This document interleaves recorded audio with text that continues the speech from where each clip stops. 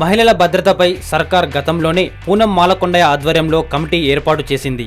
ఇటీవలే ఆ కమిటీ పలు సూచనలు చేస్తూ ప్రభుత్వానికి ప్రాథమిక నివేదికను అందజేసింది.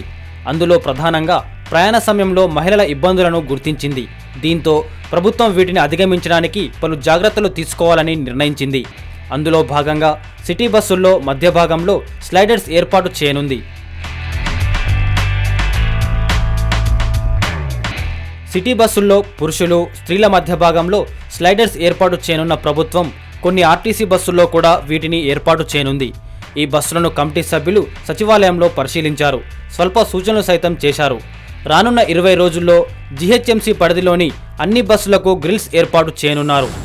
సో ఎక్కువగా మహిళలు అలాగే ఆడపిల్లలు ఏం చెప్పారంటే ట్రావెలింగ్ అప్పుడు పర్టికులర్గా బస్సెస్లో చాలా హరాస్మెంట్ ఉంటుంది. ఈ ఒక సజెషన్ ఇచ్చాము ఏంటంటే లేడీస్కి ఏమైతే బస్సులో ముందు నుంచి వెళ్ళాలి, జెంట్స్ వెనకాల నుంచి వెళ్ళాలి. అయితే కొద్దిగా పార్టీషన్ ఉండాలని చెప్పి మేము రికమెండ్ చేశాము.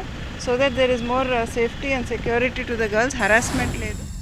మహిళల రక్షణ కోసం పలు చర్యలు చేపట్టిన ప్రభుత్వం విదేశాల్లో మహిళల రక్షణపై అధ్యయనం చేయనుంది.